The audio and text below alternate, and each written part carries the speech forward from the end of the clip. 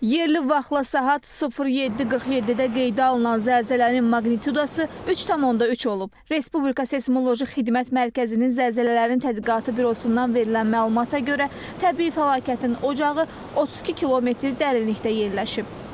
Seysmoloji Xidmət Mərkəzinin apardığı rəqəmsal monitorinqlərə əsasən Xəzər dənizində son 3 gündə 500-ə yaxın zəlzələ təkanları qeydə alınıb. Bəs təkanların aktivləşməsinə səbəb nədir?